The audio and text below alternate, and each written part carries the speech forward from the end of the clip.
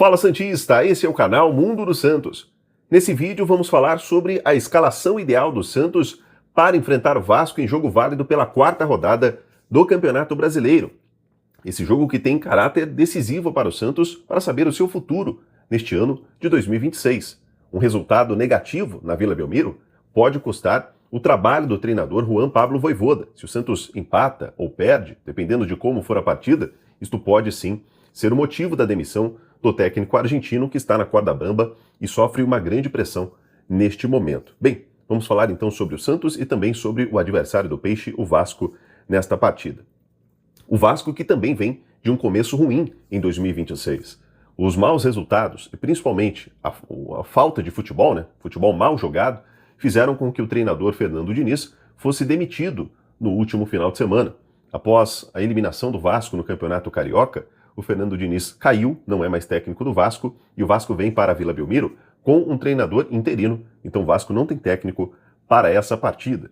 O Vasco, que inclusive é o pior ataque dentre os 20 clubes da Série A neste ano de 2026, e eu nem estou falando somente do Campeonato Brasileiro em si, de todos os jogos disputados nesta temporada, o Vasco é o pior ataque. Além disso, nós também temos que levar em consideração que por mais que o Vasco tenha um ataque ruim, um ataque ineficiente, ele também é um time que cria muito. Então ele cria muitas jogadas de ataque, mas não consegue finalizar em gol, e é por isso que ele tem este dado tão ruim como o pior ataque dentre os 20 clubes da Série A do Campeonato Brasileiro neste ano. O outro ponto é que o Santos também tem um problema, só que defensivo, O ataque do Santos não é um ataque tão ruim. Agora, a sua defesa, principalmente em bolas pelo alto, nas bolas aéreas, cruzamentos para dentro da área, é um ponto que o Santos falha e muito. Então o Santos tem que ficar atento, porque o Vasco é um time que cruza muitas bolas na área, é um time que quando não tem ideias de jogo, ele tenta fazer o mais fácil, ele tenta fazer o mais simples, que é jogar a bola, como diria o nosso Silvio Luiz, jogar a bola no meio do pagode, e aí ver ali o que vai acontecer. E o Santos, como sofre neste quesito, como sofre neste ponto, o Santos precisa ficar atento a este tipo de jogada. Bem, falei então sobre esta situação, inclusive os dois times neste momento estão na zona de rebaixamento, cada um tem apenas um ponto no Campeonato Brasileiro. Agora, eu vou falar para você sobre o que eu espero do Santos para essa partida. Se eu estivesse na pele do Vojvoda, se eu pudesse dar um conselho ao técnico argentino do Santos, eu falaria para ele mudar o esquema para essa partida. E por que isto? O Santos hoje é um time que é bem previsível. Você sabe que o Santos ou vai atuar num 4-3-3 ou vai atuar em um 4-5-1 ou 4-2-3-1, como você preferir. É previsível que o Santos vai fazer algo deste tipo. É previsível, por exemplo, que o Santos vai atuar com o Neymar como titular e o Gabigol logo à frente. E se o seu maior problema hoje é a defesa, por que não o Santos começar consertando o seu ponto mais fraco? Começar a consertar o seu problema pela defesa. Ao meu ver, o Santos deveria jogar nesta partida com 3 zagueiros.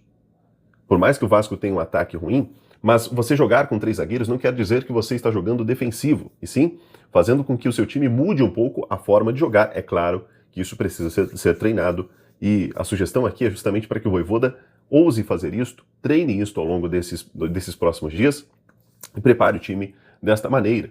O Santos precisa consertar primeiramente a sua defesa. Jogando com 3 zagueiros, você vai ter 3 jogadores mais altos no seu campo de defesa. Então, pode ser que isto te ajude a justamente consertar o seu ponto mais fraco, que hoje do Santos é a bola aérea. Então o Santos atuando com 3 zagueiros, Zé Ivaldo, Adonis Frias e Luan Pérez, pode ser que este problema já seja resolvido.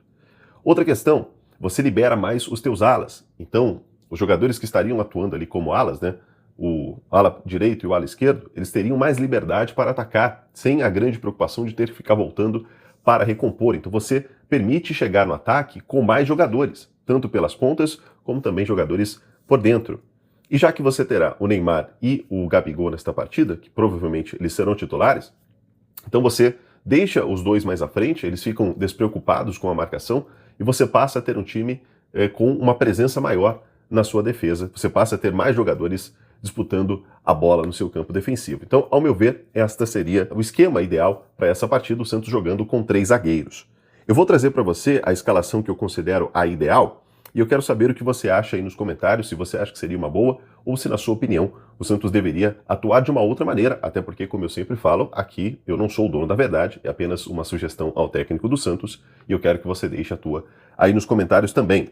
Bem, eu colocaria o Santos da seguinte forma: Gabriel Brazão no gol, Zé Ivaldo, Adonis Frias e Luan Pérez, então seriam 3 zagueiros, com o Adonis jogando como zagueiro central, o Zé Ivaldo como zagueiro pela direita e o Luan Pérez como zagueiro pela esquerda. O Vojvoda ele testou o Santos, ou melhor, ele atuou com o Santos com 3 zagueiros em algumas partidas, se não me engano foram apenas 2.